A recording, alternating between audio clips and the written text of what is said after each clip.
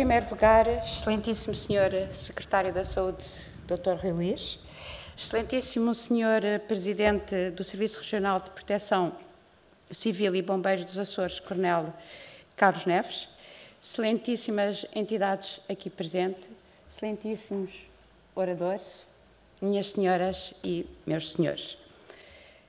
É com muita honra que estou aqui na qualidade de moderadora deste painel de suma importância para a problemática das alterações climáticas que iremos debater agora em primeiro lugar. E desde já agradeço à organização o convite que me foi endereçado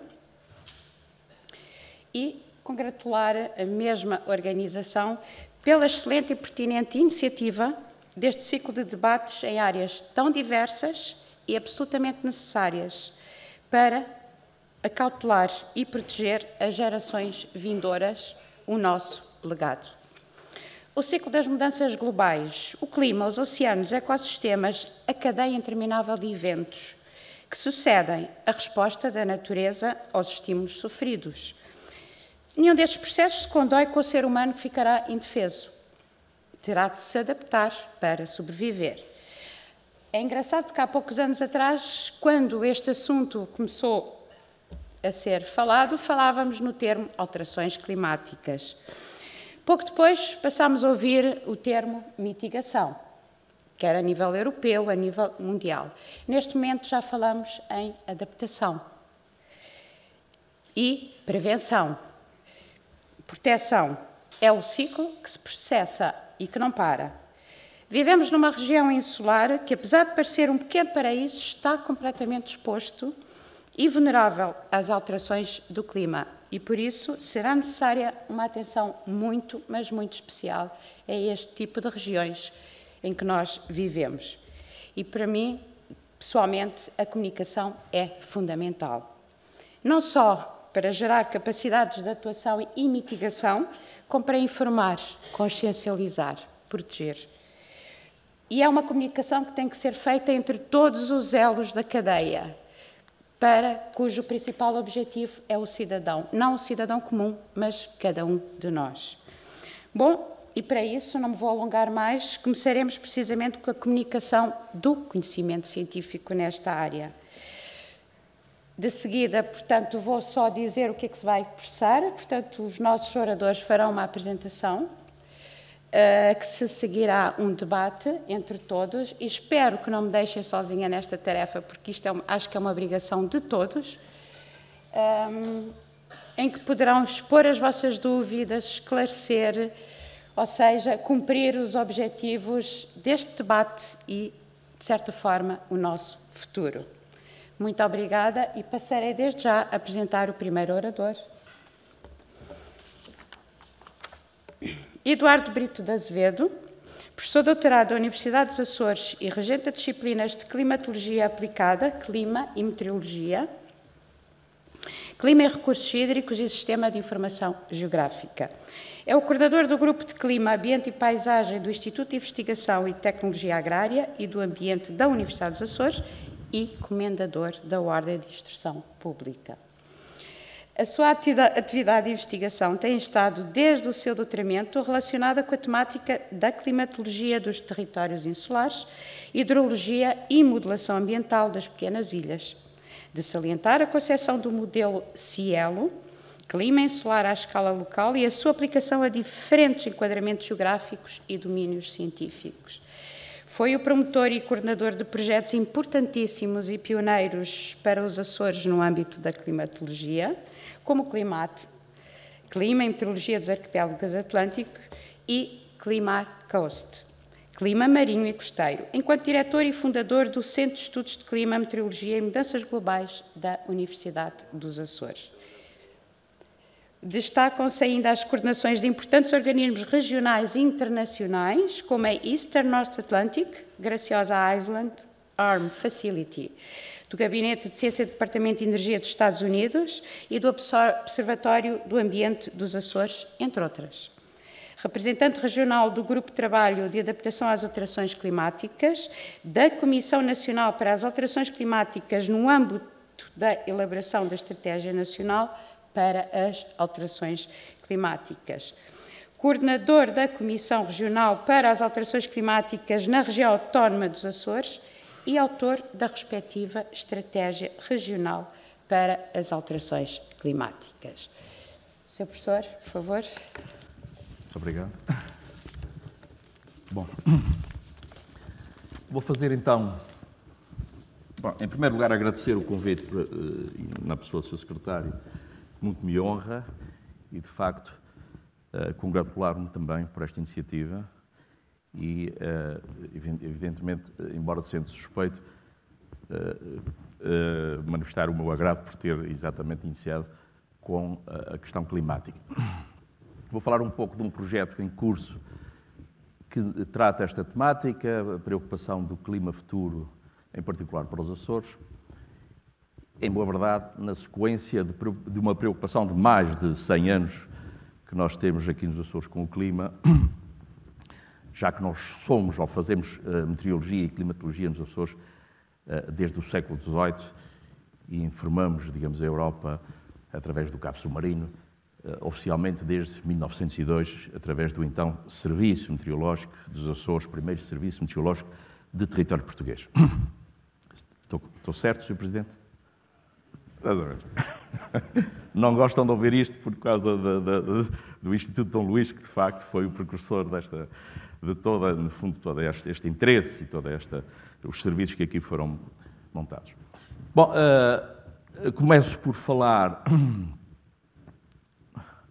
do nosso enquadramento geográfico que nos coloca numa situação, meteorológica muito específica. Nós estamos situados numa zona de transição do balanço energético planetário entre a zona da Terra onde há excedente de energia para aquela zona onde há déficit de energia, portanto, e há o balanço, o contrabalanço de todo um fluxo de matéria e energia entre estas duas zonas do planeta, e nós estamos exatamente na zona de transição. Uma zona de transição que também coincide com a transição entre massas de ar de origem polar e massas de ar de origem tropical ao longo de uma zona de grande atividade meteorológica que é a frente polar e que nos oferece, digamos, uma trajetória, ou que nos coloca numa trajetória do estado do tempo de oeste para leste, que aliás até era o argumento na altura para que nós dessemos informação à Europa do que é que iria acontecer nos próximos dias, portanto, naquilo que seriam os primeiros serviços, ou pelo menos o primeiro serviço de informação meteorológica para a Europa. Numa situação essa que nos coloca, portanto, muito numa situação de vulnerabilidade em relação à atividade da frente polar, com os seus meandros que descem e sobem em função da época do ano, mas também em função, da atividade do vórtice polar, que derrama periodicamente também os seus meandros até às nossas latitudes, com grandes depressões que provocam, digamos, das mais severas tempestades que atingem os Açores, mais severas até do que as tempestades tropicais. Numa época, ou numa altura onde já se evidencia uma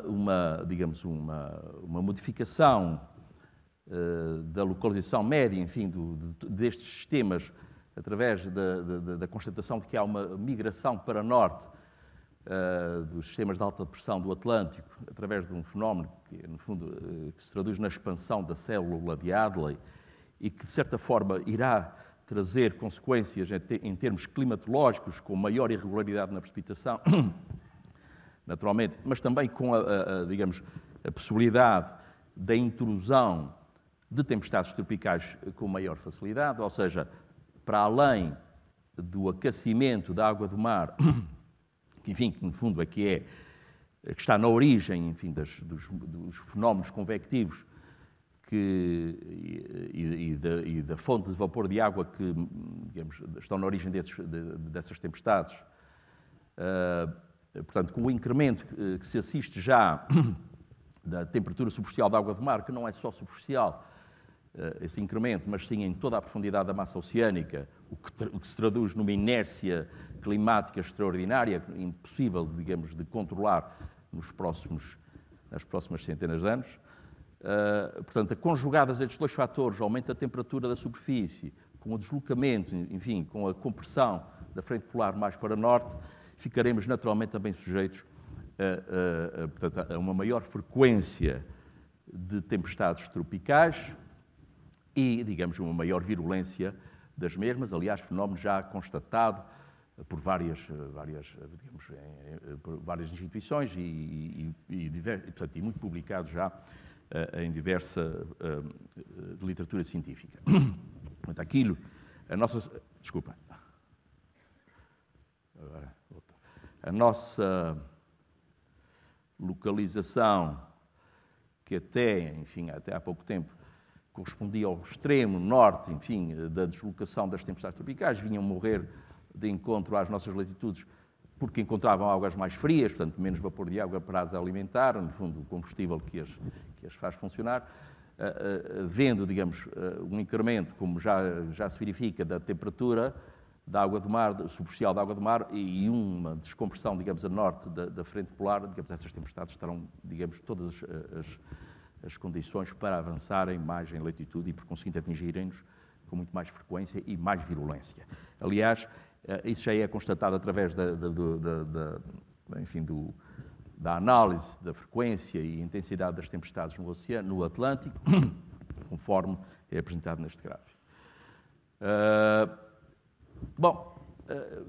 O que é facto é que nós estamos num planeta, portanto, e por conseguinte estamos sujeitos à alteração global que se verifica naturalmente também às nossas latitudes.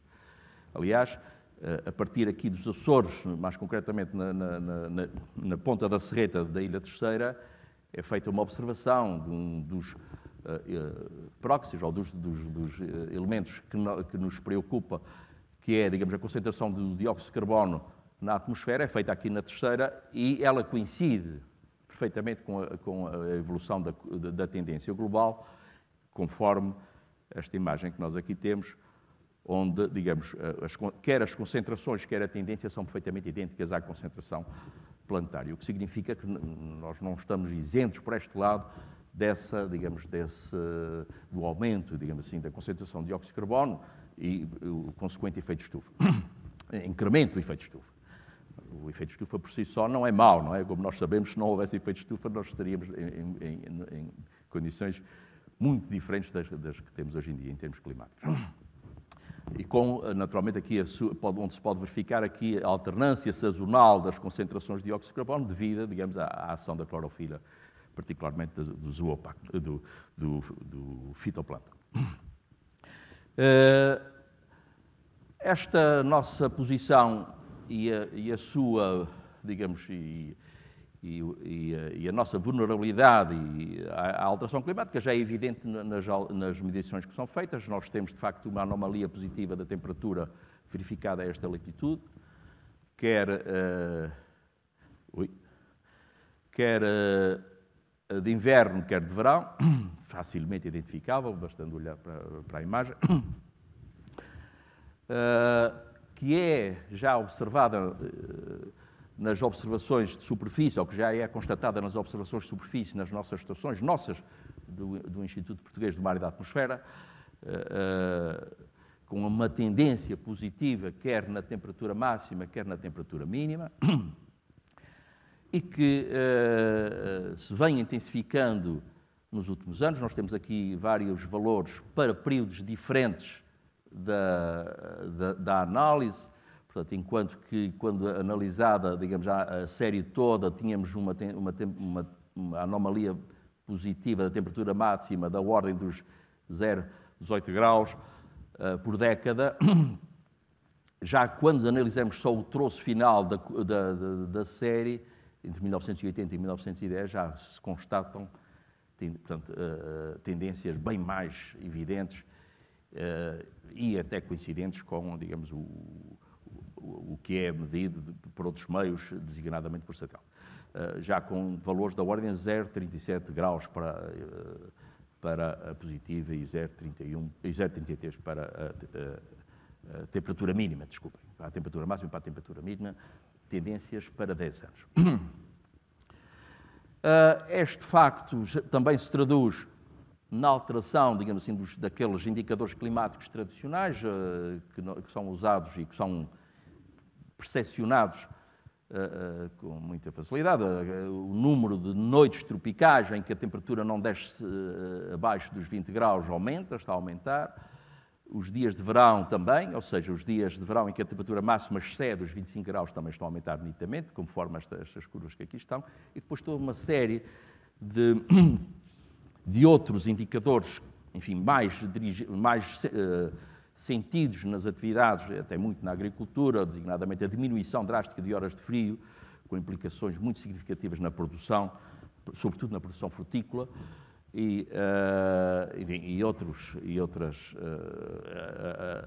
a alteração dos ciclos fenológicos das plantas, muito evidente, com florações fora do tempo, enfim, todos nós assistimos nas nossas casas a este fenómeno, naturalmente sinónimo da alteração climática.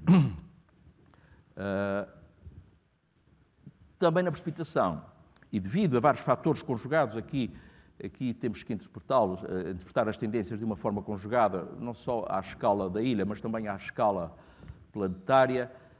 Aparentemente há uma diminuição da precipitação a baixa altitude nos territórios insulares. Eventualmente, e isso não está ainda bem estudado, ou bem provado, estudado está a ser, mas não está bem provado, eventualmente com uma reposição de alguma precipitação em altitude. Eu já explico um pouco mais à frente qual a base para esta, enfim, para a aceitabilidade destes dados.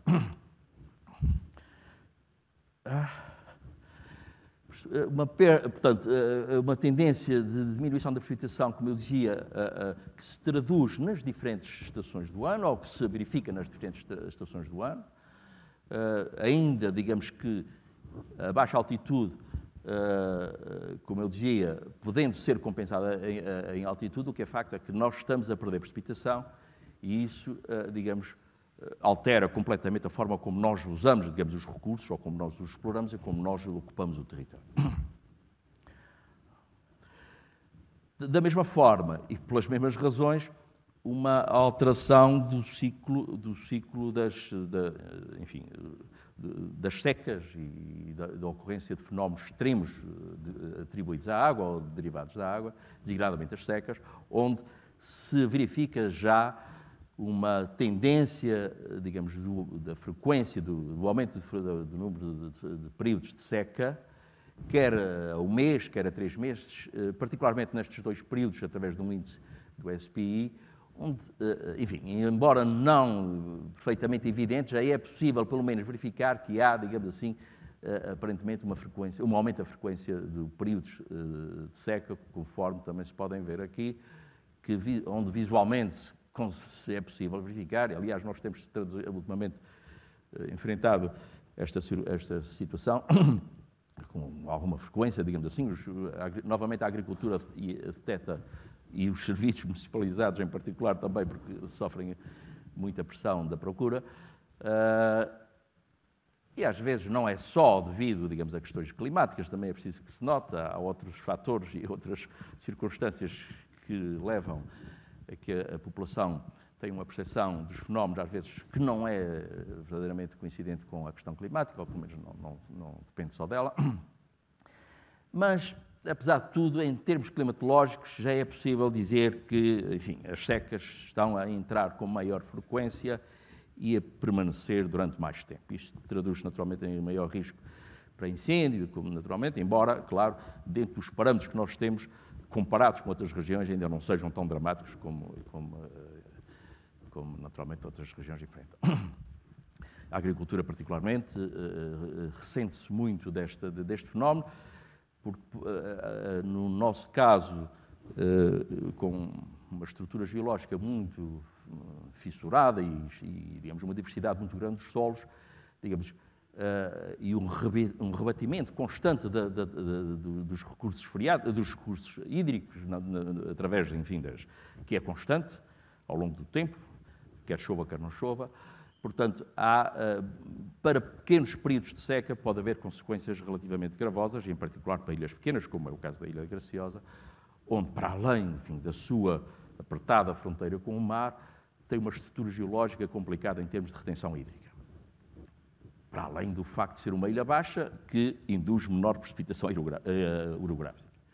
Este efeito conjugado obriga-nos a ter maior atenção para a questão hídrica nos territórios nas ilhas mais pequenas.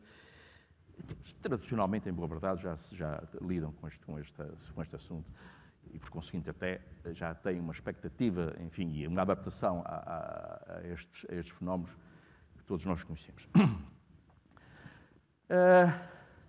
Bom, projeção do clima futuro dos Açores. Bom, em particular, primeiro dizer que, apesar de tudo, apesar de se falar muitas vezes no clima dos Açores como sendo apenas um único clima, o que é facto é que a nossa dispersão geográfica, que é para nós bastante significativa, quer dizer, 700 km de um extremo ao outro grosso, do extremo ao outro arquipélago, é o equivalente ao nosso continente. Portanto, acaba por ser, digamos, ter uma diversidade climática por essa via, por dispersão em latitude e em longitude, que é significativa. 3 graus de latitude, 6 graus de longitude, já dá suficiente margem para uma diversidade climática que, aliás, se traduz naquelas normais climatológicas que nós todos que nós conhecemos, das diferentes ilhas, com bastante evidência da maior precipitação nas flores, quando comparado com a precipitação em Santa Maria. Eu posso me alongar um pouco mais. Nós não... Falhou uma... aquilo é o tempo que me resta, é? Que me resta. Salve seja. Não, é porque faltou, não sei se estão informados, que faltou o Ricardo Trigo, um do nosso colega. Já está a contar com isso, Pronto, eu posso então alongar um pouco. Bom, o que é facto é que nós já temos portanto, já temos um clima diferenciado. É claro que, quando visto à escala, enfim, dos nossos meteorologistas ou climatologistas que têm preocupações de extensão diferentes, os Açores podem parecer só uma região ou, quanto muito, 3 grupos. Uma região dividida em 3 grupos climáticos, mas nunca verdadeiramente, porque não tem, devo dizer que percebe-se porque a maior atenção à diversidade climática dos Açores deve ser nossa preocupação cá dos Açores, instigando naturalmente as instituições nacionais a preocuparem-se com isso, como é óbvio. Mas nós já sentimos muito essa diversidade, porque lidamos com ela e depois lidamos também com a diversidade meteorológica que é também muito evidente entre um extremo ao outro do arquipélago. Portanto, de qualquer forma, as nossas projeções para o futuro, para o clima futuro, estão baseadas, enfim, nos cenários globais para essa alteração climática, usando as metodologias que são recomendadas internacionalmente, mas sendo suficientemente realistas para perceber que, afinal de contas, nós vamos num caminho do pior cenário. Aliás, esta curva demonstra que devíamos estar, para termos, digamos, enfim, expectativas de climáticas mais favoráveis, enfim, relacionadas com outros cenários, devíamos estar a seguir, digamos, uma projeção de emissões de dióxido de carbono mais através destas curvas, mas o que é facto é que nós estamos a seguir exatamente o caminho errado, ou seja, estamos a seguir o caminho das projeções, da continuação enfim, de uma atividade que nos leva, enfim, isto é discutível, como é óbvio, mas que nos conduzirá com toda a boa vontade que possa existir a uma situação climática dos cenários mais gravosos. Não quero desanimar ninguém, mas evidentemente é esta a minha percepção, até porque depois temos já um fenómeno que eu já falei, que é a inércia térmica acumulada no oceano, que é uma bomba relógio que está, digamos, aqui à nossa volta por muitos e muitos anos.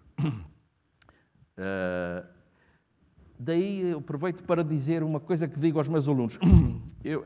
A informação ambiental e a formação dos nossos jovens para esse fenómeno é fundamental, sem dúvida nenhuma, não quero ser mal interpretado, mas será através das políticas radicais que se pode, digamos, de certa forma, abordar este problema. Políticas que, de certa forma, obriguem as populações a tomarem, digamos, as populações não obriguem, digamos, as instituições a adequarem os seus comportamentos em função ao problema que têm em frente.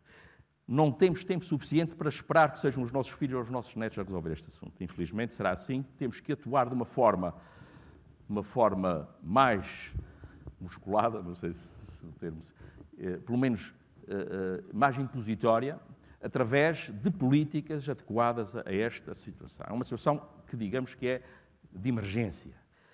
E, por conseguinte, tal como foi a questão do tabaco, não é? O tabaco houve muita discussão e muita insurgência contra, enfim, as políticas que foram tomadas. O que é facto é que hoje ninguém, não pode ser bem a cabeça de ninguém, estávamos aqui dentro a fumar, quando há 15 anos atrás toda a gente estaria aqui alegremente a largar fumo para o ar.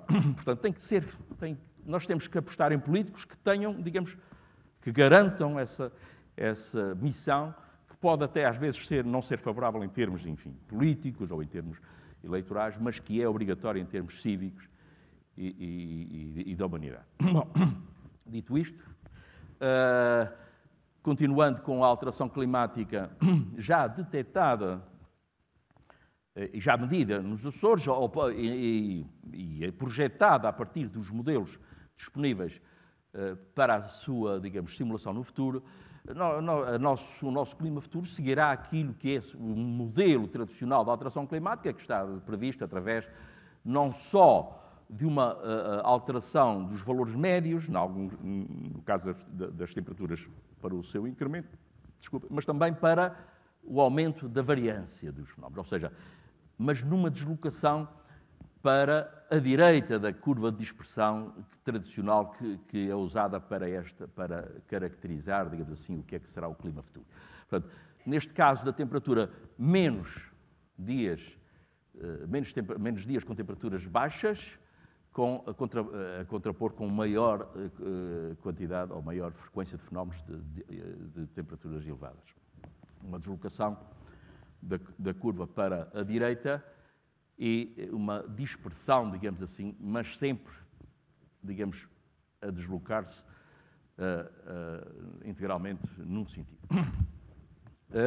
O mesmo para, neste caso, antes eram as nossas as nossas simulações para temperatura máxima e temperatura mínima dos diferentes grupos. Também nas concentrações da umidade específica do ar, quer dizer, que aumentando, mas deslocando-se novamente a sua dispersão para a direita. Em relação ao vento, e eu refiro-me só ao vento geostrófico, não ao vento extremo associado a tempestades, o vento, aparentemente, o regime de ventos não será muito alterado, a não ser nos fenómenos extremos. Pelo menos os modelos indicam isso. E depois, sobretudo, uma alteração climática expectável em altitude. Aliás, o nosso clima varia mais em altitude do que em extensão, como todos nós sabemos, não é? O nosso clima, desde a montanha mais alta até ao nível do mar, tem, digamos, uma diversidade extraordinária. 1000 metros de altitude dão quase 10 graus de diferença de temperatura, só para termos uma ideia, se o gradiente for um gradiente seco. Portanto, é esta nossa, enfim,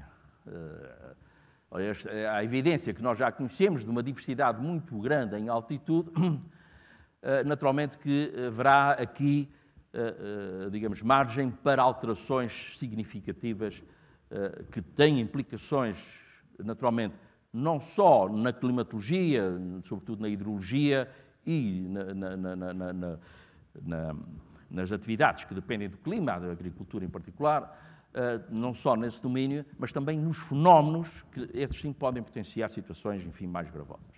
Portanto, usando aqueles modelos convencionais numéricos que são utilizados para a abordagem deste tema, portanto, preocupa-nos em particular a alteração do perfil vertical da atmosfera nesta zona, como é óbvio, designadamente por ação das temperaturas, mas também das concentrações de vapor de água na atmosfera.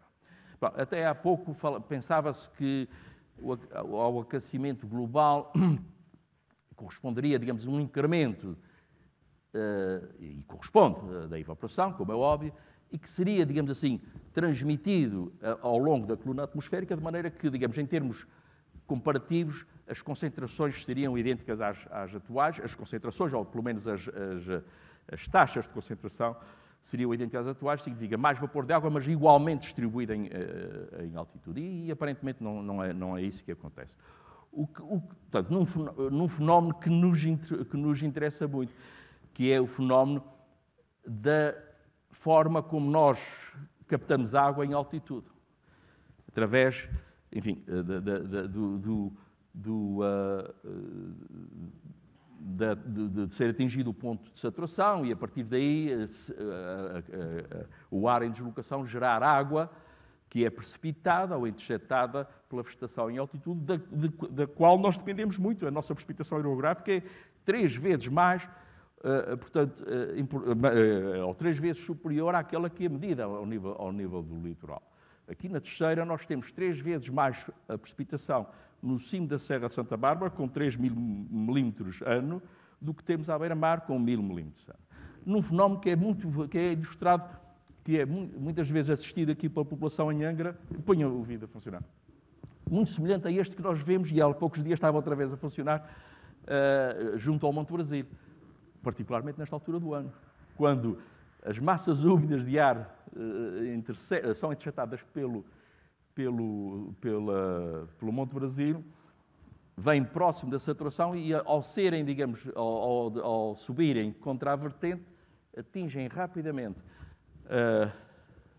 o nível de saturação, a partir do qual o ar vai debitando, através da condensação de vapor de água, vai debitando água e calor latente associado. Daí que as temperaturas variem de forma diferente até atingir esse ponto e, a partir desse ponto, como nós sabemos. Já passou o vídeo? Já.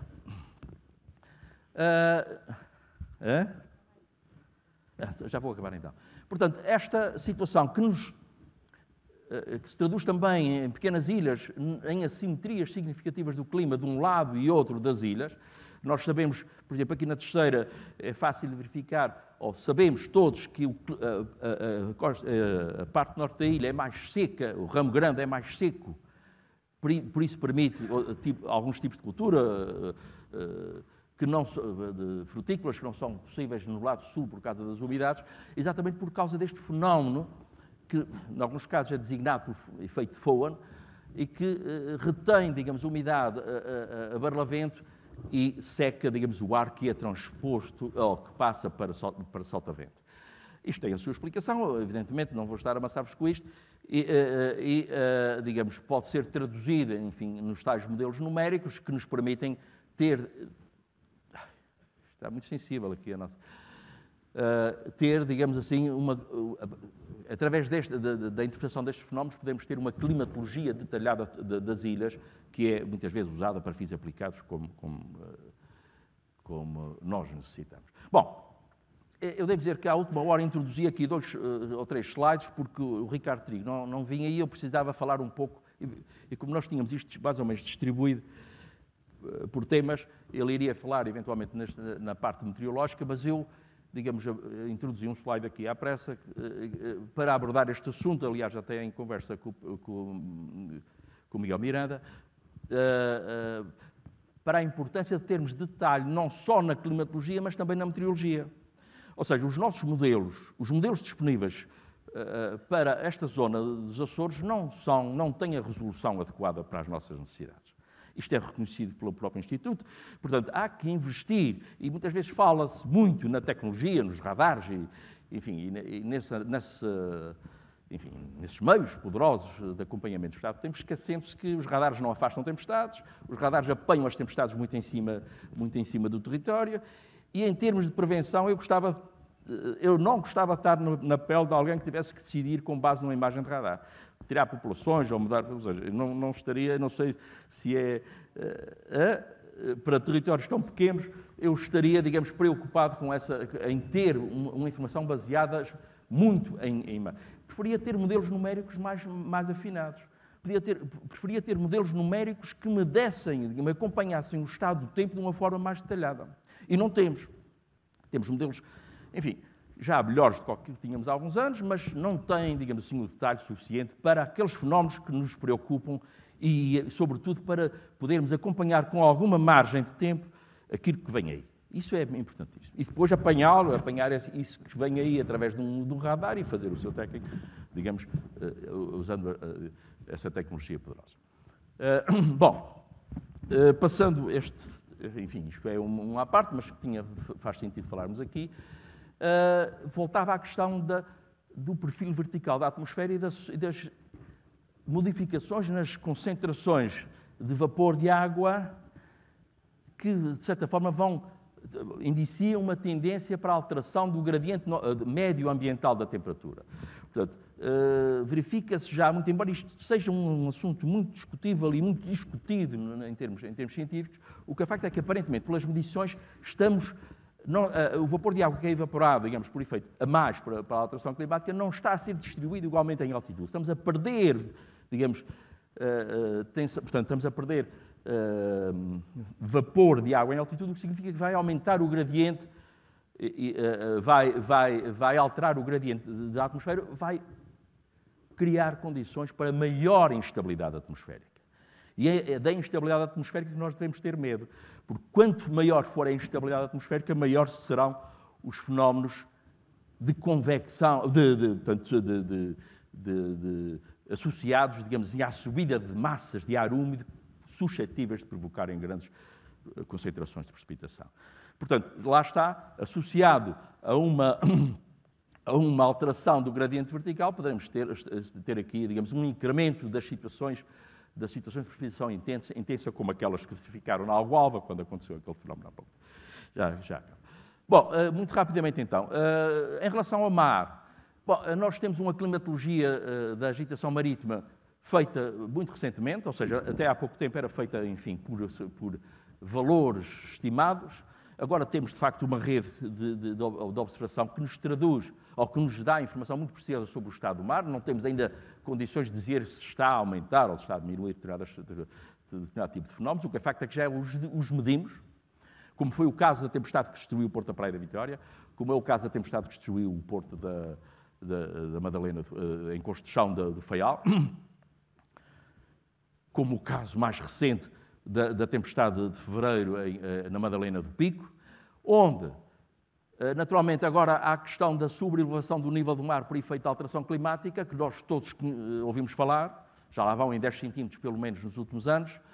Temos que considerar agora o storm surge, ou seja, o empolamento do nível do mar através da diminuição da pressão à superfície pela passagem das tais tempestades que há pouco falávamos, e, por conseguinte, conjugados estes diferentes fatores, é expectável que as tempestades se tornem mais virulentas, mais destrutivas e, por conseguinte, um fenómeno com o qual nós temos que nos preocupar. Bom, isto foi o caso da tempestade que eu falei, em 2017, registrado pelas nossas boias, onde é possível ver, digamos, que há, digamos, um potencial significativo de destruição associado a esta tempestade. Bom, mas o que é facto é que nós temos um historial de clima e de fenómenos extremos, como já aqui foi dito, que nos permite ter já alguma aprendizagem, digamos, ou temos a obrigação disso, de saber alguma coisa sobre o assunto. E, portanto, nós temos que encontrar na nossa variabilidade normal do clima, que é bastante rica, as condições para nos prepararmos melhor para o futuro. Isto não é fácil, não é comum a muitas regiões. Há regiões onde isto já não é possível fazer. Digamos, olhar para o clima passado e preparar-nos para o futuro. Aqui é possível. Nós, se nos prepararmos para as nossas piores situações, ou pelo menos para aquelas, enfim, para aquelas tendências mais desagradáveis, nós estaremos bem preparados para a alteração climática. A título de exemplo, digo-vos, ou mostro-vos uma imagem do ciclone de 1893, reproduzida aqui através dos dados fornecidos pela NOAA, onde já se falava, embora com as dúvidas associadas à tecnologia, já se falava na passagem de um ciclone nas Ilhas dos Açores, em 1893. Ainda não havia, digamos, alteração climática atribuída ao homem. Havia alteração climática normal, como nós sabemos que a Terra está sempre em alteração. Mas nessa altura já passavam cá tempestades, e esta tempestade foi suficientemente gravosa para ter provocado mais de 21 vítimas em 2 barcos que saíram daqui de madrugada, vejam lá, portanto, à época, embora com o conhecimento empírico dos navegantes e pescadores, o que é facto é que saíram da terceira 2 barcos das ribeiras do Pico e a tempestade tropical estava a 300 km das ilhas. É claro que, nesta altura, estes dados são reproduzidos a partir de observações feitas a bordo de navios e, por conseguinte, há uma certa incerteza em relação aos valores, não é? Mas, de qualquer maneira, bom, foi suficiente para ter sido reportada, o Tenente-Coronel José Agostinho falou nela, o ciclone famoso terá sido das tempestades mais devastadoras no arquipélago, em 1893. Portanto, há que aprender com isto. Ela, como eu dizia, 6 horas antes, ela estava aqui e veio a matar, digamos, ou pelo menos a fazer ao naufrágio de 2 embarcações, nunca mais apareceram sequer os cadáveres, de mais de 21 pessoas que saíram da terceira poucas horas antes, na madrugada deste dia. Ou seja, quando o ciclone estava aqui, estavam a sair da terceira para o Pico com escala na Graciosa, 2 barcos das ribeiras que nunca mais foram vistos. Pronto, e o furacão, de acordo com os dados, acelerou nas últimas horas, a velocidade de progressão da ordem dos 40 e tal quilómetros, atingindo força estimada de furacão de força 2. Bom, isto um pouco depois também tem outra tempestade que é identificada como furacão a passar nos Açores, em 1899, e claro, há uma famosa tempestade que devastou as ilhas quase todas dos Açores. Há uma trajetória que parece entra em Santa Maria e sai nas Flores, magistralmente desenhada pelo Tenente-Coronel José Agostinho nesta carta de superfície. Ainda, eu faço sempre chamo sempre a atenção a isto, 4 dias depois de ter sido extinto o Serviço Meteorológico dos Açores. O Serviço Meteorológico dos Açores foi extinto, transitado para Lisboa, como é hábito,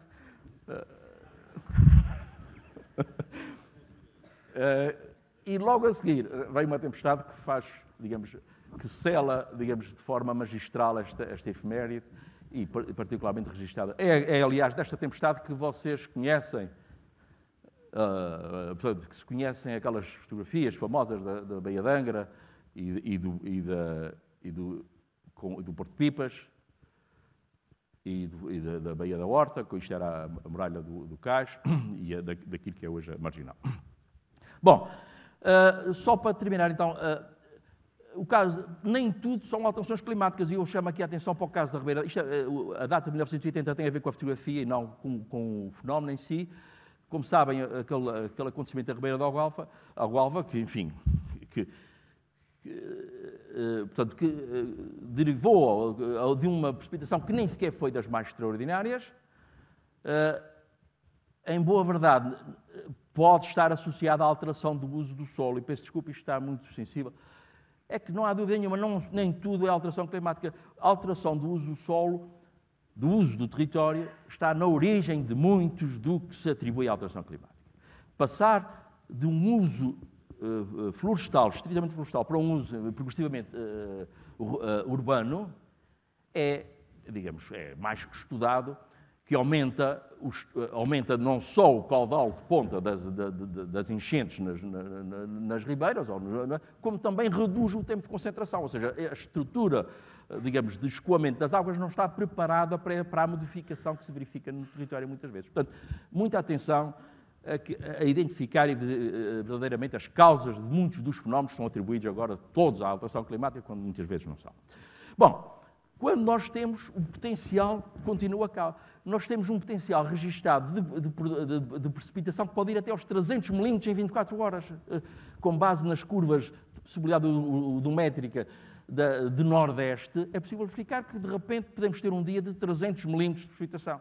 Ora, 300 milímetros de precipitação é muita água, com a qual nós temos que lidar, e, por conseguinte, o potencial está cá, e está cá não é de agora, está cá de sempre. Portanto, se estivermos preparados para este tipo de potencial, preparando não para períodos de retorno tão amplos, mas para períodos de retorno mais curtos, nós poderemos estar, digamos, melhor preparados para a alteração climática. Finalmente, também com esta mudança rápida de slides, eu quis pôr aqui 3 slides. Verifiquei que está cá o Sr. Cônsul dos Estados Unidos e falar-vos de um projeto que nós estamos desculpem estar em inglês, mas que está a ser desenvolvida na Ilha Graciosa e que tem muito a ver com as alterações climáticas. Isto é mais uma curiosidade, mas para ficarem a saber que a nossa região não só tem esta vulnerabilidade e esta alteração climática, ou pelo menos este enquadramento, mas também tem potencialidades no estudo das alterações climáticas. Um dos projetos mais importantes, talvez, a termos portugueses, passo desta à parte, sobre a alteração climática, é um que está a ser feito na Ilha Graciosa, com uma estação que se chama Eastern North Atlantic. Foi trazido o slide à pressa, portanto, são estas instalações do Eastern North Atlantic Graciosa Island Arm Facility, e que estuda a implicação das nuvens na alteração climática. As nuvens desempenham no clima um papel fundamental, funcionam como regulador do balanço energético da Terra. Deixam passar mais energia de curto comprimento de onda, retêm energia de longo comprimento de onda, e, por conseguinte, este filtro que é ativado, digamos, em feedback pela evaporação, é já na configuração do clima atual, mas vai ser determinante para o clima futuro saber como é que as nuvens vão reagir ao novo enquadramento climático. Peço desculpa, e era isto que eu tinha para vos dizer, e obrigado pela atenção.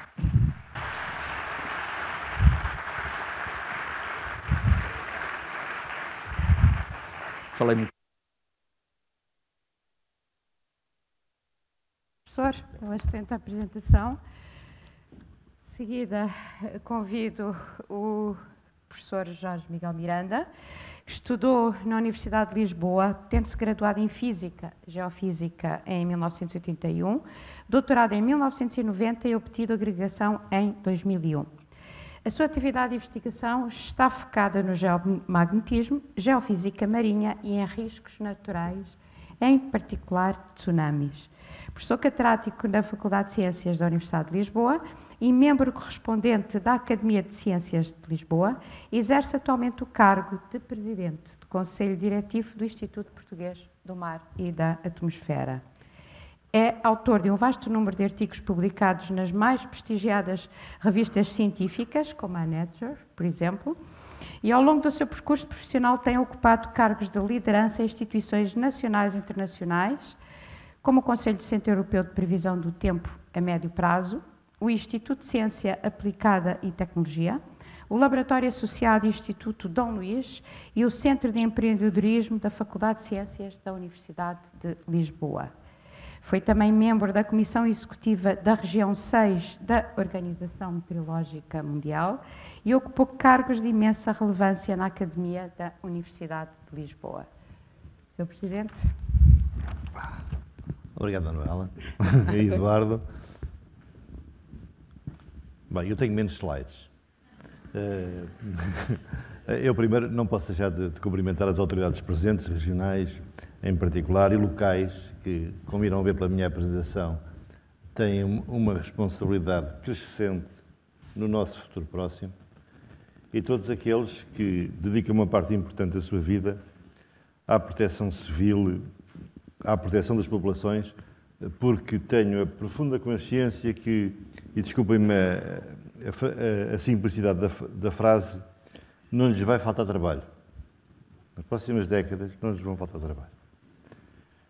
Eu estou a meio do Congresso da Organização Meteorológica Mundial, estava em Geneve, vim aqui com todo o prazer, porque a terceira não é para mim uma ilha qualquer, tem que ser percebido que depois de Lisboa é o local em que eu mais tempo passei e, portanto, tenho uma ligação muito particular a esta ilha e uma ligação muito particular às pessoas que cá vivem e cá trabalham.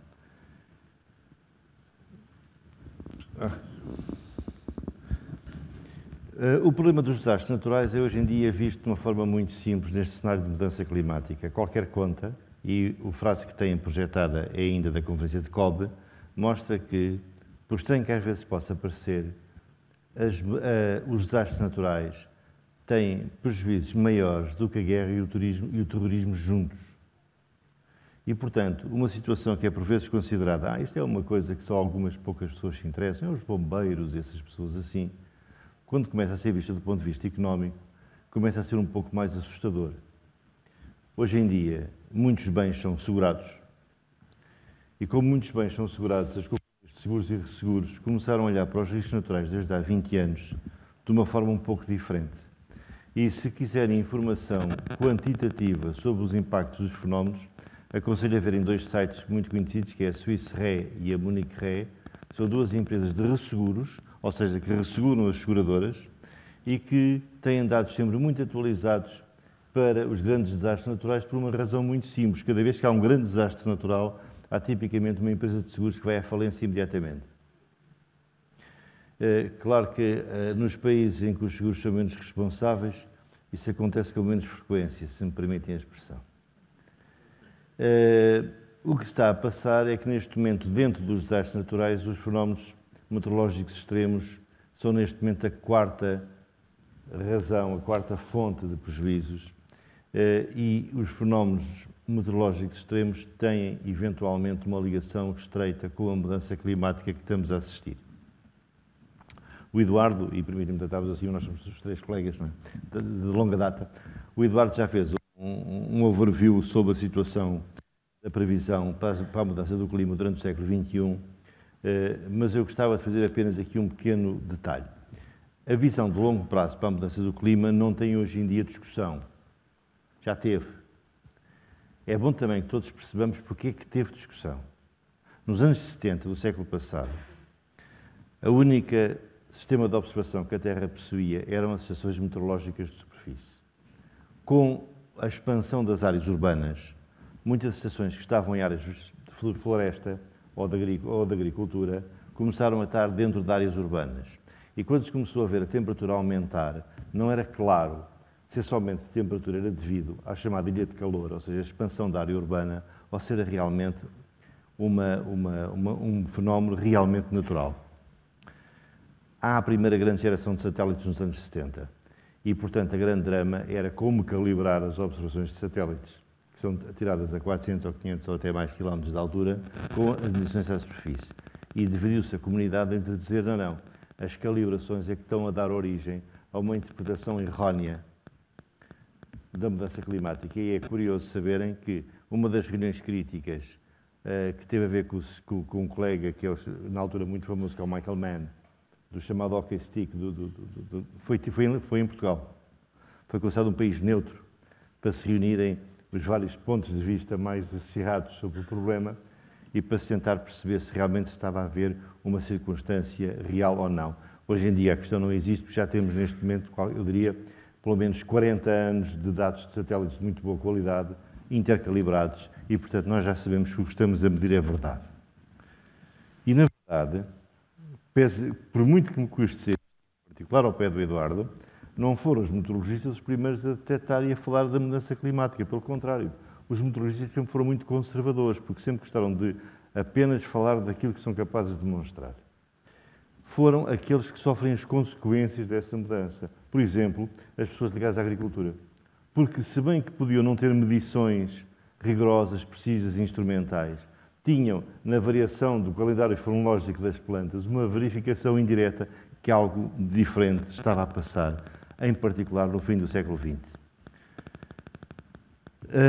Hoje em dia, este assunto tem que se considerar, a meu ver, encerrado. Vocês têm aqui aquilo que é um site que foi lançado aqui assim há 2 ou 3 anos, chamado Portal do Clima, e tem uma previsão que eu não sei para onde é que é provavelmente... não sei, não consigo ler daqui. A Faro, acho eu. Mas é indiferente o que é. E a primeira parte do gráfico é a mistura de previsões com observações, para verem que elas estão perfeitamente alinhadas. A segunda parte do gráfico são os diferentes possíveis cenários em função dos regimes de concentração previsíveis. E como disse o Eduardo, e muito bem, apesar dos políticos falarem de 1,5 grau e daqui a pouco tempo falarão dos 2 graus, a gente sabe que isso muito provavelmente não vai ser obtido. E não vai ser obtido porque a Terra, e em particular o oceano, tem uma resiliência tão grande que, mesmo que se tomem medidas dramáticas agora, os seus resultados não vão poder ser muito rápidos. E é bom que isto se compare com outro problema que foi muito discutido no século passado e que muita gente já se esqueceu, que era o buraco do ozono, em que realmente as medidas que se tomaram foram capazes de resultados rápidos, mas tem que se perceber que estamos a falar de 2 mundos diferentes. Quando estávamos a falar do ozono, nós estávamos a falar de CFCs. Estávamos a falar de um produto industrial. Portanto, a ação política, a ação legislativa pode dizer proíbe-se esse produto, não se utiliza esse produto em mais sítios. E essa ação consegue rapidamente resultados. Quando nós estamos a falar da mudança global, isso não é assim. Tem a ver com a nossa vida. Tem a ver com os trocas de CO2 que nós não podemos, de hoje para amanhã, dizer vamos levar a zero. E, portanto, todas as medidas que se tomam, e é muito fácil nós dizermos que porque é que não somos mais rápidos e mais dinâmicos, mas, na verdade, todas as medidas têm, às vezes, grandes custos económicos, grandes custos sociais e grandes custos culturais. E, portanto, não é muito fácil tomá-las. Elas têm sido tomadas no mundo inteiro com uma crescente preocupação, mas a verdade é que seria irrealista da minha parte dizer-vos que se devem esperar resultados rápidos. E é por isso que começa a ter tanta importância a mitigação e a adaptação, como falou a Manuela muito bem.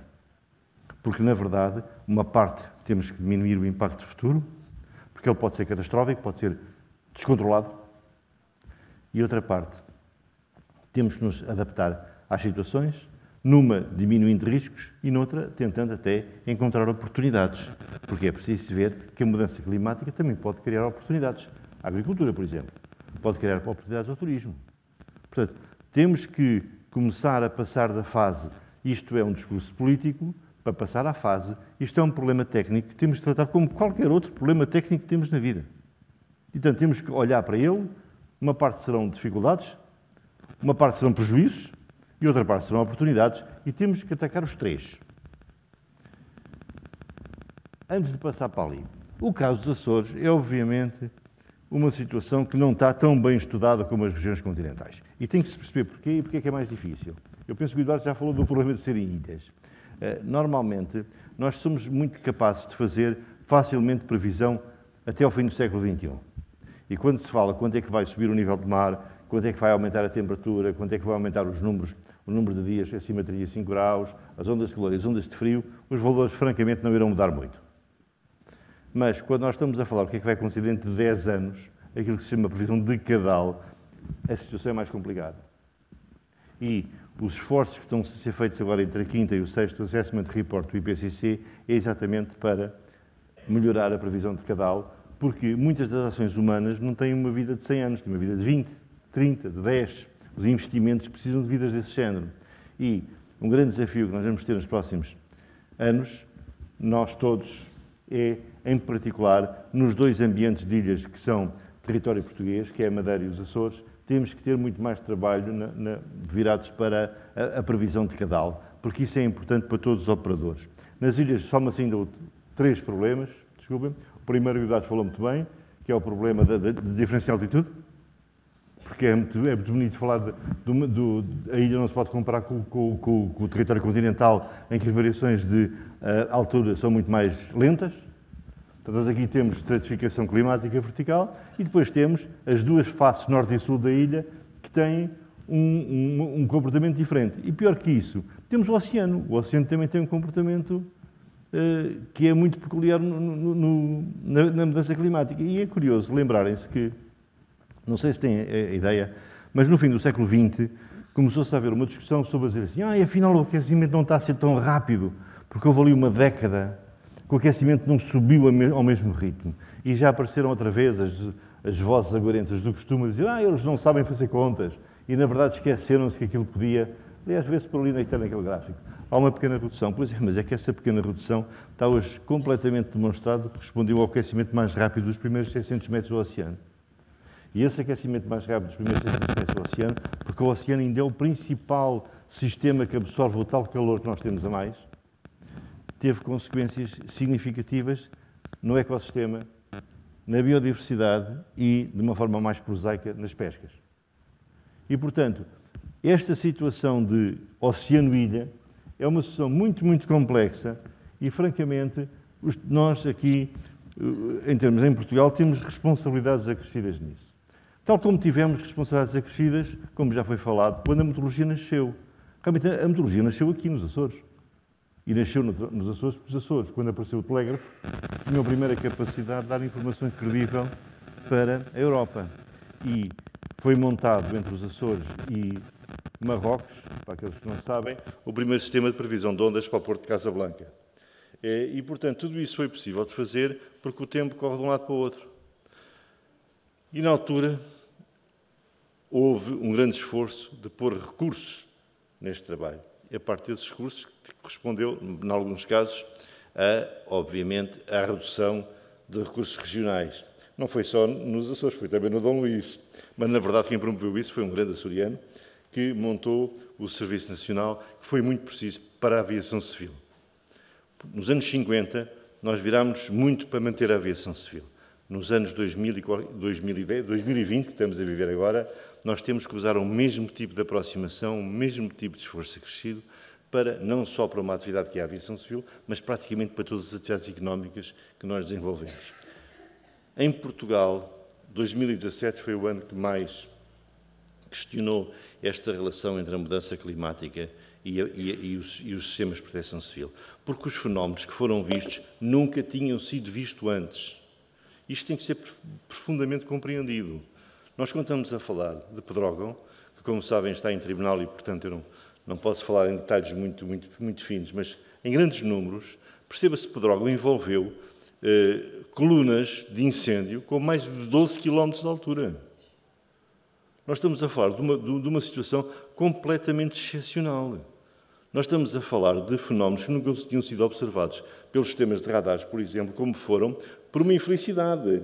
Eles foram observados porque a cinza do incêndio permitiu dar marcadores que os radares foram capazes de observar, porque os tais downflow convectivos estão muito mal estudados ainda na Terra, porque eles são muito difíceis de ver. Sabe-se que ocorrem pelos resultados, não pelo fenómeno em si.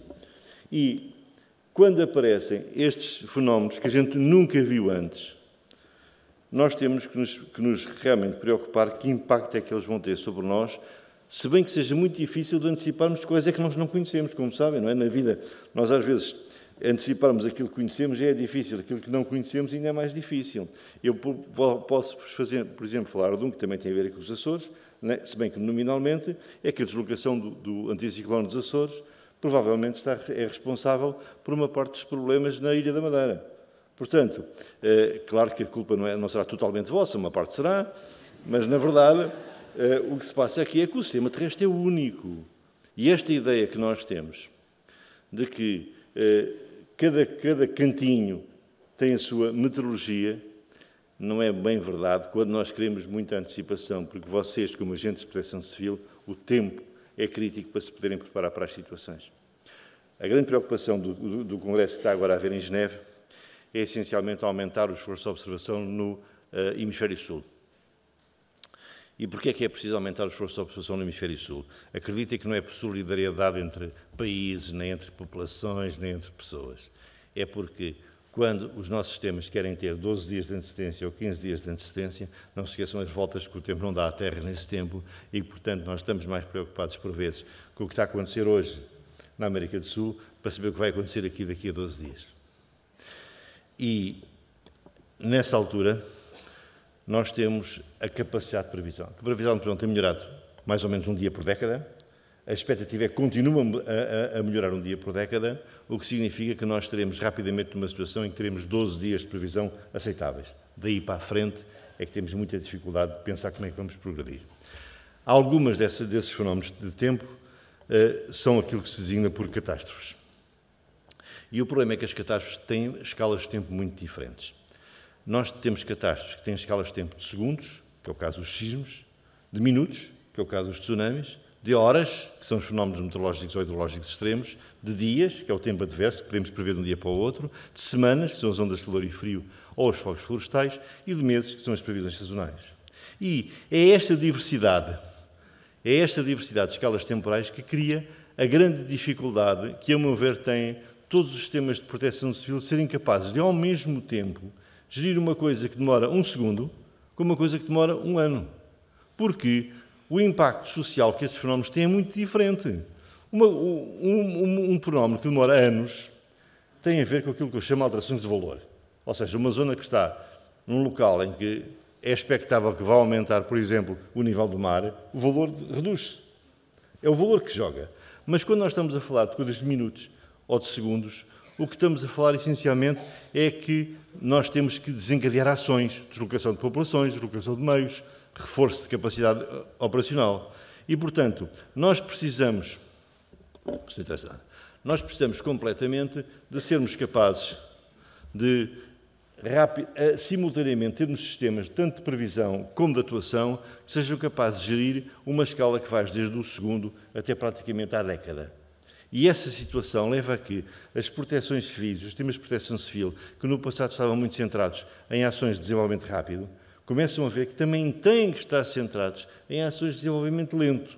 E isso cria, por exemplo, a participação destas entidades em situações como a regularização das áreas rurais, como, por exemplo, os efeitos de prevenção junto da costa, e esse aumento de âmbito da proteção civil é inexorável na próxima década, vai aumentar muito o tipo de temas que as proteções civis têm que ser capazes de tratar e vai aumentar muito o trabalho que têm para fazer.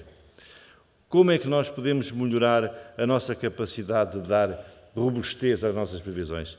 Bem, francamente, é a observação da Terra. Não há nenhum outro mecanismo que nós consigamos para dar rapidamente informação de qualidade sem ser a observação da Terra. E se bem que a observação exterior de satélites de radares também é muito importante, ela apenas complementa a observação que é satelitária, como o Eduardo já falou sobre o assunto, se bem que eu penso que ele reduz a importância destes dois, desculpem passar isto, reduz a importância destes dois fenómenos por uma razão muito simples. Como sabemos muito bem, a observação em si não quer dizer nada. Isto é muito chato de dizer e difícil de perceber. Observar em si, ter um valor 43, 55, 25 mil, não quer dizer nada. Nós só temos interpretação da observação como somos capazes de fazer engolir por um modelo que contém física, química e biologia e que é capaz de nos explicar o que é que aquilo quer dizer. E, portanto, o grande esforço é como é que rapidamente nós lançamos um balão para a atmosfera e em 5 minutos depois todos os sistemas mundiais de previsão de tempo são capazes de ter esses dados. O que é importante é a gente dizer assim, temos estações a funcionar, como é que elas comunicam imediatamente a sua informação e hoje em dia há vários grandes centros de processamento. O Centro Europeu será localizado em Bolonha, o futuro grande centro de supercomputação e, portanto, a Europa neste momento tem o mais competitivo dos modelos de previsão que existe no mundo e quer manter essa competitividade e depois nós a nível local temos então que refinar, ter mais escalas e assimilar dados. É preciso também dizer que, se bem que nós nos anos 40 e 50 e até talvez 60, fomos muito competitivos nesta área, nós perdemos competitividade no fim do século XX. Nós temos que assumir as coisas porque não conseguimos resolver nada sem assumir. E nós estamos num período que estamos a recuperar para repor a competitividade nacional nesta área e sermos capazes de realmente mostrar algum tipo de liderança. A necessidade de grandes resoluções é crítica nas ilhas, porque as ilhas são pequenas e, portanto, eu preciso de saber como é a grande resolução. E para um outro problema é que, imaginem, por exemplo, que nós temos um fenómeno meteorológico extremo que vai passar no norte de Lisboa, que não passa a norte de Lisboa, mas passa em Leiria. Francamente, isso é pouco importante, porque para os avisos que é preciso fazer, para os meios que é preciso pôr no terreno, é evidente que esta pequena deslocação não tem muito sentido e o radar rapidamente diz para onde é que ela está a ir uma hora antes. Mas quando nós temos uma ilha, é muito diferente um erro de 50 km, em que a depressão passar por cima da ilha, ou passar a norte da ilha, ou a sul da ilha, são situações completamente diferentes. E temos visto isso muitas vezes, quando as pessoas dizem assim, a previsão errou. A previsão não errou, só que o centro não foi exatamente em cima da ilha. E, portanto, nós temos que ter mais observação, e é fundamental que os Açores tenham muito mais observação, para sermos capazes de repor no sítio que elas estão, para sermos capazes de dar informação mais razoável. O último ponto que eu tinha aqui, que eu sou muito respeitador destes temas, é uma cultura muito geofísica, é o seguinte: nós até agora trabalhamos sempre da mesma forma. Temos informação desestruturada que vem das estações, ela é passada para as informações, aqui por acaso não tenho nenhuma regional, desculpem, é falta de gosto da minha parte, e a seguir passamos para as autoridades. E as autoridades, normalmente, é que passam essa informação para o público. Contudo, é bom que todos tenham na cabeça uma questão. Em todas as grandes crises que aconteceram no mundo nos últimos 4 ou 5 anos, a percepção das populações foi sempre que os governos e os serviços oficiais estavam a mentir, que não estavam a dizer toda a verdade. E acreditem que os nossos colegas desses serviços disseram tudo aquilo que eram capazes de dizer nos meios que tinham e que seguramente têm toda a seriedade e honestidade no processo. O que se passa é que para o mundo de hoje esses sistemas são lentos. Os sistemas profundamente hierárquicos, em que há eu que observo, comunico a este senhor que a seguir faz a análise, comunica àquela senhora que decide como é que vai acontecer, comunica a outro senhor que diz que meios é que vai pôr, comunica a outro senhor que vai falar à televisão, não são compatíveis com os dias de hoje. E não são compatíveis porque as redes sociais e a transformação de informação, a transferência de informação alteraram completamente a hierarquia disto. E nós chegamos às situações que são um pouco caricatas, em que é mais fácil saber o que está a acontecer pela CNN do que saber o que está a acontecer pelos serviços oficiais. E nós temos que dar uma volta a isso. O que nós temos feito, o que eu tenho tentado o mais possível fazer e o mais possível alargar neste momento à região dos Açores, é aumentar dramaticamente os serviços web que estão disponíveis de forma gratuita e aberta e dar aos cidadãos a possibilidade de saber imediatamente o que está a ser medido. Ou seja, nós estamos numa situação em que vamos seguramente começar a ter muito mais papel das autoridades locais, daí a minha primeira frase, que têm que ter acesso imediato à informação que está a ser medida. Vamos ter mais papel dos cidadãos, que têm que estar mais preparados para atuar em situação de catástrofe. Temos que contar mais com as redes sociais e informais e temos que nos prepararmos para uma situação em que as autoridades vão deixar de ser tanto ordenadores para passarem a ser mais mediadores. E esse futuro vai exigir de nós muito mais do que está a exigir agora, porque vai nos dar uma situação em que o nosso mundo não vai ser perfeito. E nós estamos habituados e já sabemos trabalhar com mundos perfeitos. A informática tem uma alegoria sobre o problema da segurança que é chamada sistemas bizantinos, que eu acho que é muito interessante de ser conhecida. Nós temos um muro à nossa volta que nos protege, mas nós não podemos pensar que o muro é inexpugnável. Nem podemos pensar que enquanto os bárbaros estão, ou as tempestades, estão à beira do muro, que nós somos capazes de continuar a discutir o sexo dos anjos. Nós temos que nos preparar para que muitos bárbaros vão saltar o muro, para que muita informação nas redes sociais esteja errada e outra esteja certa.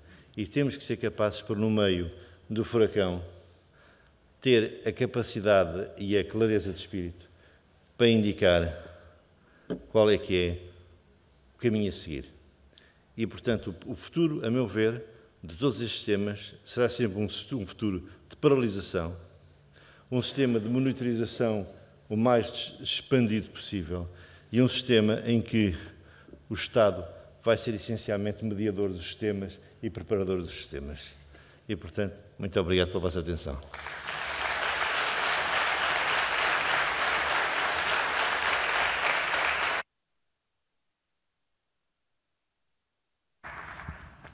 Muito obrigada por estas duas apresentações tão diversas, mas tão complementares e tão necessárias para a abordagem desta questão das alterações climáticas e dos seus impactos. Duas coisas ficaram aqui patentes, entre muitas. Professor Eduardo Brito, há que aprender com o passado. Professor Miguel, há urgência em agir, em adaptar. Não podemos estar parados. Portanto, o processo já se iniciou. Eu trazia aqui uma pergunta, eu não sabia qual iria ser o teor das apresentações, mas até agora existiu sempre um certo ceticismo por parte dos cientistas, porque até há pouco tempo não havia séries temporais suficientes para permitir inferir sobre o processo das alterações climáticas, e a pergunta que eu trazia no princípio era: acreditam que o processo já está a acontecer? Já percebi que a pergunta foi completamente respondida durante estas duas. À vontade. E eu convido toda a assistência a participar, por favor. Não sou especialista disto. Isto funciona? É assim, é uma coisa que sempre achei um bocadinho curioso, devido ao lugar em que eu estou há quase 7 anos, é que mesmo quando se discutiam na comunicação social que havia dúvidas disto e daquilo, os investidores, o que eles queriam, batiam-nos à porta para pedir previsões sobre investimentos. Ou seja, quem tem que decidir a 20 anos de vista, queria construir resorts, ou queria construir hotéis em locais específicos, muito altos ou muito baixos. Esses que tinham que bancar o dinheiro deles, já na altura percebiam que tinham que ter essa informação. E, portanto, sempre naquele princípio que a realidade é muito forte. E quem tem realmente que decidir com riscos sabe que vai decidir. E é por isso que eu também gostava de chamar a atenção para um fenómeno psicológico super engraçado, na minha maneira de ver o mundo, claro, mas eu sou um bocadinho estranho, que todos nós sabemos que um dos grandes problemas de alguns gados de efeito de estufa é a pecuária. A pecuária é um problema significativo. E, contudo, o consumo de carne vermelha está mesmo a diminuir, como se as pessoas se adaptassem quase naturalmente à necessidade que vai haver de ter menos. Portanto, eu sei que isto não é a hipótese Gaia, que foi muito falada há 50 anos, mas há qualquer coisa no género humano que nos leva a que, mesmo numa situação complexa, mesmo que nós discutamos entre nós tudo e mais alguma coisa, as ilhas, ou as ilhas e o continente, ou o que quer que seja, ou os clubes de futebol, que é mais interessante, na verdade, nós acabamos por seguir aquilo que a realidade nos indica e somos capazes, de uma forma, às vezes, não muito voluntária, mas bastante instintiva, a defender, e é isso que garante, na verdade, a continuação da espécie. Muito obrigada, professor. Eu como também falar de um aspecto que é, às vezes, difícil de explicar, que é, apesar de tudo, a esperança, enfim, na remediação e, pelo menos, na adaptação, baseia-se muito na tecnologia, que é uma coisa que, enfim, que aparentemente nos trouxe a esta situação, o desenvolvimento tecnológico, enfim, mas e com todos os atores empenhados nesse desenvolvimento, que foram os maiores responsáveis, como nós sabemos, pelo fenómeno recente da concentração de gases de efeito de estufa, mas aparentemente nós vamos depender da capacidade dessa gente para nos tirar desta baiuca, como diziam os brasileiros.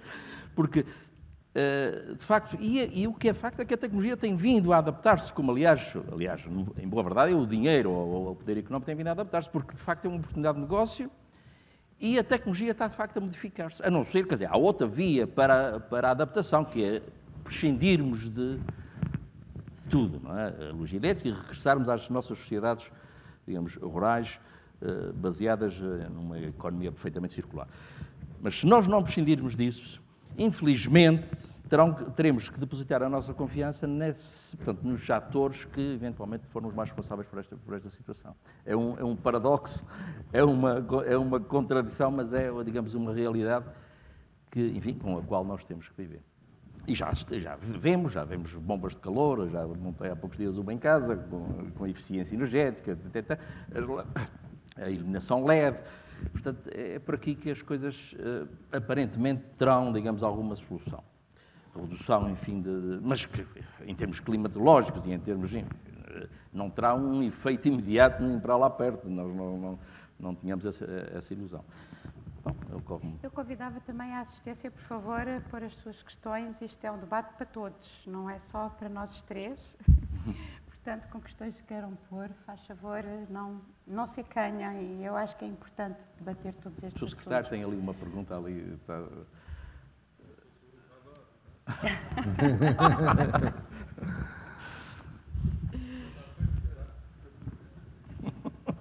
Se eu fosse Ministro das Finanças já estava feito, isso pode ter a certeza. O radar está desligado. Está ainda à espera de um processo no Ministério das Finanças. Não, o radar da terceira. E o radar de São Miguel está ainda em estudos e vamos ver como é que vão correr as próximas semanas. Mas os Açores precisam de 3 radares. Os Açores precisam de um radar nas flores. Isso é completamente indispensável. Sem os 3 radares é impossível melhorar muito a localização dos fenómenos extremos dos Açores. Porque as tempestades vêm do oeste, não é? E, portanto, nós precisávamos de ter um bom radar nas flores, essencialmente com esse objetivo. Um radar aqui no Grupo Central, que é aquele que vai ser reposto ali assim na Santa Bárbara, e um radar em São Miguel, um local que ainda tem estudos a decorrer, aí com outro tipo de função. Mas, digamos, os 3 radares que estão no plano inicial são todos imprescindíveis. Neste momento já há radares no continente, percebem que 2 deles têm que ser melhorados, e na Madeira. Portanto, não há nenhuma razão para que isto seja a única parte do território nacional, ainda por cima, talvez aquele que precise mais, porque é aquele em que o impacto das tempestades transatlânticas é mais difícil de seguir de outra maneira, que não seja feito. Nós, pelo Instituto, garanto que faremos o possível e uma parte do impossível para os fazer. e temos, como são capazes de compreender, estamos a fazer tudo com os recursos próprios, o que é, aviso-vos, tremendamente difícil. Não é um problema de dinheiro, o dinheiro existe neste momento. É um problema mesmo de sistema algo complexo, em que as autorizações são obtidas. Mas quem tem seguido as discussões dos helicópteros de fogos percebe bem o que é que eu tenho na alma. Eu também estou nessa discussão, como é evidente. E como falou, disse que era imprescindível a monitorização, não é? A monitorização é imprescindível, porque qualquer que seja o modelo, por muito bom que ele seja, ele tem que ser ajustado com observações em tempo real. E o radar é o único instrumento que nos dá observações de 10 em 10 minutos no solo. Os satélites dão-nos agora de 5 em 5 minutos. Nos Açores, não se esqueçam, nesta ponta extrema, não é nesta não, que eu estou no centro, na ponta extrema dos Açores, a cobertura é melhor a americana quase que a europeia, está no extremo da observação dos satélites europeus. Portanto, também por causa disso era importante um bom sistema nas flores. E em relação ao mar? Desculpa dizer isto, mas... Em relação ao mar, tem sido feito um esforço, até pela equipa do Eduardo, em manter algum tipo de observação, mas é evidente que nós desconhecemos o que está acontecendo nos primeiros 600 metros do mar. Era essa questão que eu queria pôr, porque o oceano é o principal regulador do clima, não é? Eu, francamente, já estou naquela fase, agora sou mais meteorologia, portanto, isso é com vocês. Mas a gente não consegue melhorar os 12 dias de previsão sem ter o oceano coberto da mesma forma que temos a atmosfera. Que eu queria não é possível. Exatamente. Ou seja, a partir do 8º dia, os problemas que os modelos têm mais a ver com o oceano do que com a atmosfera. Exatamente. O que se passa é que o oceano a comunidade do oceano é um bocadinho mais desorganizada que a comunidade da atmosfera. A comunidade da atmosfera, é verdade, não é nada a Manela. A comunidade da atmosfera, tal como já expliquei, cumpre tudo e mais alguma coisa, porque tem um espírito que veio da ligação com a aviação civil, penso eu, e que leva a ser tudo muito normalizado. E, portanto, quando nós observamos, observamos. Quando há balões, quando há estações, há estações. Também é uma investigação mais barata, não é? Não. É preciso passar o mesmo espírito. É preciso passar o mesmo espírito para o oceano de uma forma rápida. A Organização Meteorológica Mundial está profundamente dedicada a isso e as organizações europeias de meteorologia, que são quase mais fortes que o EMM, estão profundamente dedicadas a esse assunto. É absolutamente necessário fazer isso. Eu podia-vos falar de planos, mas eu não gosto de falar de planos, porque os planos, como sabem, pertencem ao demónio. Não é? Só o que está feito é que pertence a Deus. E, portanto, existem muitas ideias em marcha, mas é absolutamente necessário, e quando apareceu aquela ideia que nunca mais tem materialização do Observatório do Atlântico, é exatamente por se perceber que é absolutamente necessário, se a Europa, portanto, estás a ver, os ricos, a Europa rica, quer saber 12 dias antes o que é que vai acontecer, tem que instrumentar o Atlântico Norte. Não há nenhuma forma de o fazer sem ser assim. Não só o Atlântico Norte. Sim, mas é o mais importante, não é? Tal e qual como na meteorologia, quando há fenómenos que acontecem no hemisfério sul, é possível perceber. Convém esclarecer que a nossa colega é oceanógrafa. Claro. Por isso é que ela está Não, eu defendo um pouco isto, porque realmente o oceano tem sido um parente pobre nesta questão das alterações climáticas e para mim é fundamental, e agora começar a ver que já se começa a dar a importância devida a esta questão, não é? Eu também podia falar sobre isso, mas sou um bocadinho mais assustador do que o que vocês já querem ouvir. Não haverá perguntas? Eu pedia que a assistência se manifestasse, por favor, se tivessem, para não monopolizarmos a conversa só aqui. Posso dar uma sugestão só também? Claro, muito primitiva, digamos assim, em termos de observação meteorológica. Enquanto não chegam os radares, disso não largamos mal, mas seria interessante termos um sistema, barómetros, bons barómetros em cada uma das ilhas com informação em tempo real para a prestação civil e, sobretudo, direção do vento. Mas nós temos barómetros em tempo real em todas as ilhas. Mas integrá-los num sistema de acompanhamento das situações meteorológicas. Precisamos de mais. A rede é muito pequena, se bem que está a integração com a rede do ambiente aqui, portanto, vai-se ganhar muito com a integração das redes. Nós temos, eu, desde que estive no Instituto, nunca percebi porque é que havia tão poucas estações de pressão. Apenas por ignorância, penso eu. Já pus estações de pressão nas ilhas, nas estações todas que temos aqui. Mas as estações meteorológicas cá nos Açores têm, no mínimo, que ser multiplicadas por 4. Isso garante, pelo menos, um acompanhamento das situações meteorológicas mais ao pormenor. O acompanhamento, pelo menos, o momento da passagem da depressão e a rotação do vento. Sempre achei que tínhamos a obrigação de tirar mais partido das observações que existem e das tecnologias, enfim, mais baratas. Outra coisa, está tudo na net, Todos os serviços são públicos e acessíveis e é importante que os jovens e as startups usem esses dados para criar novos produtos, novas ideias e novos negócios. Portanto, o nosso papel é pôr tudo à disposição de toda a gente, é o que estamos a fazer em todo lado. Há uma outra tecnologia chamada radar dos pobres, que é através da eletricidade atmosférica, das descargas, a triangulação das descargas. A rede das descargas também vai começar a instalar a partir do próximo ano. Que nos permite acompanhar, enfim, as frentes e a atividade convectiva. A partir do próximo ano a gente começa a ter. Também temos isso para o próximo ano, junto com os radares. Infelizmente é esses radares. Professora, falou agora, como na sua apresentação, dos efeitos claros que poderão haver nos Açores, desde aumento das temperaturas máximas e mínimas, aumento da variância, períodos, aumento gradual de seca nas regiões de baixa altitude, etc, etc. E sendo um dos autores do plano da Estratégia Regional para as Alterações Climáticas, que medidas é que a região já implementou e que medidas é que estão a considerar para fazer face a todas estes acontecimentos que, pelos vistos, viram mesmo? Então, cabe fazer um esclarecimento. Eu não lhe pedi essa pergunta, que eu vou esclarecer. Já percebem porque eu fui autor da estratégia, mas o plano para as alterações climáticas foi encomendado a outra equipa, que, enfim, que terá que responder a essas questões que colocou. Não sei se haverá... O plano sim, é uma coisa, é a operacionalização da estratégia. Sim, não é? sim, mas essas... Não, já há muito... Digamos que o Governo Regional teve, desde muito cedo, a preocupação com este assunto das alterações climáticas. Desde cedo que se fazem estudos, ou pelo menos que apoia estudos sobre esse assunto, e a estratégia foi desenvolvida muito cedo. Digamos, enfim, quando ainda se falava pouco nisso, já estávamos aqui preocupados com isso. A questão do plano é, digamos, a ferramenta fundamental para operacionalizar para tornar, digamos, para enfocar medidas ou propor medidas para que esse problema seja abordado de uma forma sectorial e eficaz.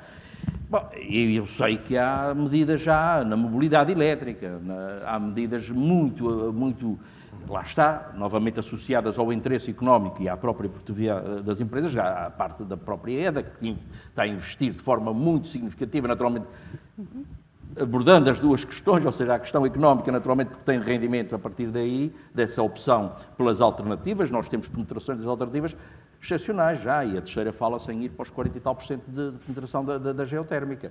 Para além o que significa por aí, por essa via, tem havido muita ação em adaptação. Posso fazer só um pequeno comentário? Desculpem lá, mas eu gostei muito do filme que projetaram no início. Começámos a sessão com o filme da segurança. Porque isso é uma prática dos países desenvolvidos, mas que não é comum em Portugal. Tem que ser claro sobre isso. Não é comum em Portugal. E é uma prática dos países desenvolvidos. Hoje em dia, eu penso que é uma mais-valia, até em termos turísticos, tanto bons parâmetros de resiliência aos riscos naturais, como bons parâmetros de adaptação à mudança climática. E, portanto, as ilhas têm muitas desvantagens, francamente, têm muitas dificuldades, são um sítio muito difícil, mas têm uma coisa muito boa. É como são ambientes mais pequenos e mais organizados, como um todo, têm às vezes a possibilidade de ter situações de excepcionalidade. De ter, por exemplo, total autossuficiência energética e renovável, total sustentabilidade do tratamento de lixos, total preparação para os riscos naturais. E estes três fatores podem ser um enorme marca turística que atrai hoje populações mais educadas, nunca se esquecendo que o turismo vai sempre subir exponencialmente. Nós, dentro de pouco tempo, vamos estar aqui a discutir como é que nos podemos ver livres dos turistas. Porque a China só agora está a entrar no mercado global, a Índia ainda não entrou no mercado global. Nós temos tido um mundo turístico baseado nos ricos, que são poucos. Quando as grandes classes médias começarem a entrar no mercado turístico global, o nosso grande problema vai ser como gerir os turistas. Mas até lá, esta ideia de nós podemos ter a afirmação positiva do lado ambiental, do lado riscos, é uma coisa que é realmente, penso eu, uma marca do futuro e que ficaria fantasticamente num território como é o território dos Açores. Bom, E para completar, basta o exemplo da Graciosa, que é quase autónoma em termos energéticos. Claro que tem que sempre haver aquela compensação das convencionais para, enfim, para regularizar o sistema, ou para pelo menos...